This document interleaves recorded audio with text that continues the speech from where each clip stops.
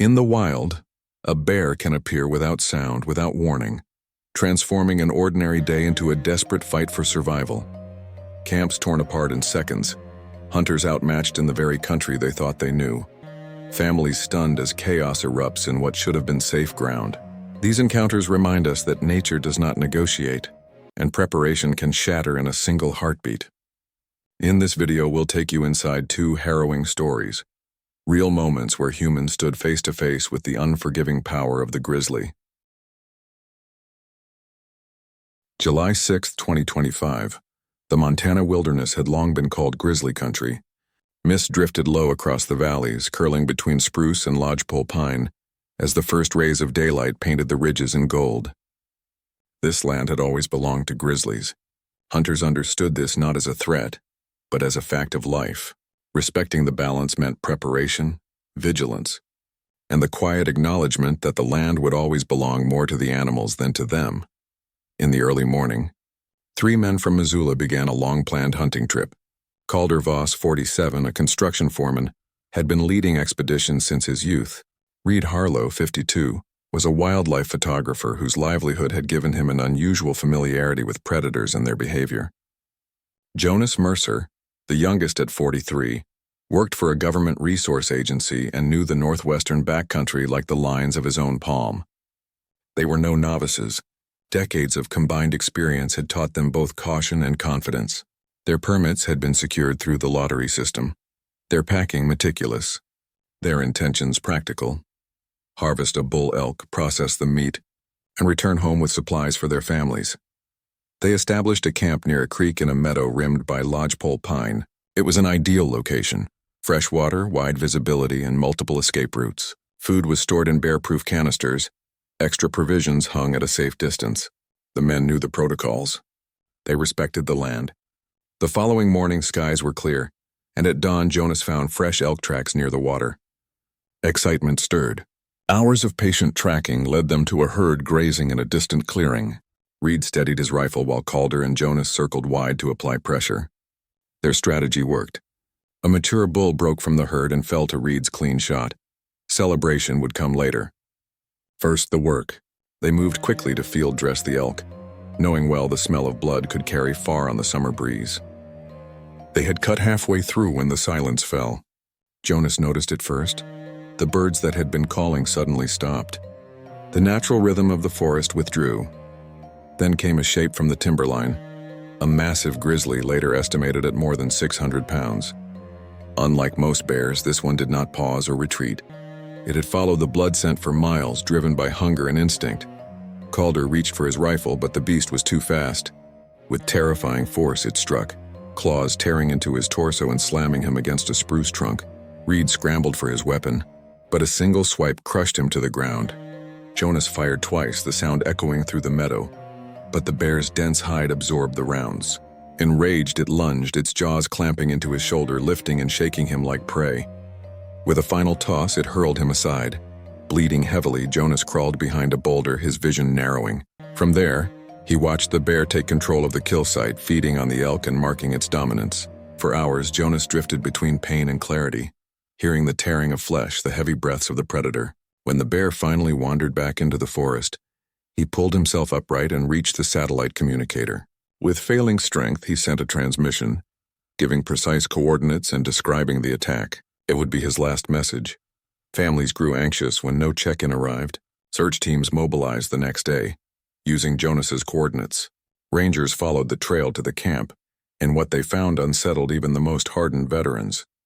Shredded equipment littered the ground, rifles bent and broken, backpacks torn as if by knives, paw prints larger than dinner plates pressed deep into the soil. Calder was discovered slumped against the spruce where he had fallen. Reed lay near a log, the earth scarred with drag marks and furrows. Jonas was behind the boulder, his body still. Blood dried across the stone where he had tried to survive. Nearby, the elk carcass was little more than bones and hide. Every scrap of meat had been stripped away. Investigators pieced together the timeline. The bear had likely shadowed the herd before the hunters ever arrived. Once the elk fell, the outcome became inevitable. Driven by hunger and territorial instinct, the bear had seized both prey and dominance. the tragedy echoed beyond the meadow. 3 skilled, prepared men had faced nature at its rawest and lost. Their story became a grim reminder that in wilderness country, respect and preparation are no guarantee of safety. For all their knowledge, all their caution, they were still vulnerable before the sheer, unstoppable power of a grizzly in its element. In Montana's wild backcountry, the line between hunter and hunted remains razor thin, and on that July 6th in 2025, it was drawn in blood. September 15th, 2025. On a remote Alaskan island, life had always been lived with one eye on the forest. The land was wild, untamed, and home to some of the largest brown bears in the world. Generations of families had learned to coexist with these giants, walking the fine line between respect and danger. Yet in September of 2025, during what should have been a joyful community gathering, that balance nearly collapsed. The local elementary school had chosen for its annual autumn play. Because the gymnasium was too small for the growing number of families, Principal Diane Keller decided to host it outside on the grassy field behind the school. Teachers worked tirelessly, helping children sew animal costumes from donated fabric and paint tall backdrops of forests and wildlife. Parents contributed folding chairs, concession tables, and grills. For weeks, the little village buzzed with anticipation. By the evening of the performance, the air was sharp with the first bite of fall. 23 families arrived early, setting up rows of chairs while the smell of popcorn and grilled hot dogs drifted over the field. Children fidgeted nervously behind the makeshift stage, whispering their lines, adjusting ears and tails sewn onto their costumes. Laughter carried across the schoolyard. For a few hours, it felt as if the wildness of the island had been pushed back by community and celebration. But beyond the tree line, another presence was stirring. An 800-pound brown bear, gaunt from a poor salmon run, had been prowling near the village for days. Its extraordinary sense of smell caught the trail of food from over a mile away, pulling it closer with each step. Hunger had stripped it of its natural caution. By the time the play began, the predator was already moving silently through the trees. At exactly 7, a group of children walked onto the grass, reciting verses about woodland creatures preparing for winter. Parents raised their phones, recording with pride. Nearby, a fisherman named Tobias Brennan tended the grill, smoke curling from the hot coals. Principal Keller stood at the edge of the audience, her eyes scanning the perimeter. It was she who noticed first, a dark silhouette emerging from the tree line, moving with steady purpose. Years of life on the island had taught her the signs, the size, the deliberate steps, the directness of its approach. She knew instantly this was no passing bear. It was coming for the food. She acted without hesitation. Stepping forward, she called the performance to a halt and urged families toward the gymnasium. Confusion rippled, but her authority cut through panic. Parents grabbed their children, folding chairs tipped. Voices rose in alarm. The bear's pace quickened as the scent of grilled meat reached its nostrils. Then came the charge. With explosive speed, the animal surged into the performance area. Weeks of preparation collapsed in seconds. Painted plywood trees splintered under its weight. Costumes scattered into the grass, tables overturned. Families screamed, rushing for the building's entrance. In the chaos, Brennan found himself trapped between the bear and the retreating crowd. There was no time to think. He snatched a bear banger, a small explosive device kept for emergencies, from his tackle box. Striking it quickly, he hurled it at the ground near the beast's feet. A sharp crack thundered across the bay, smoke rising, the acrid smell of gunpowder cutting through the air. The bear reared up, towering nearly 10 feet high, its massive head swinging between the fleeing villagers and the source of the noise. For a heartbeat, the world held still. Then Principal Keller, standing at the gym doors, raised her jacket high and blew her whistle, drawing the bear's attention. Her courage bought precious seconds. Parents poured inside with their children, teachers counting heads frantically, ensuring no one was left outside. The bear growled, hesitated, and then dropped to all fours. The sudden absence of food, the noise, and the confusion finally broke its focus. With a lingering glance back at the wreckage, it retreated into the woods.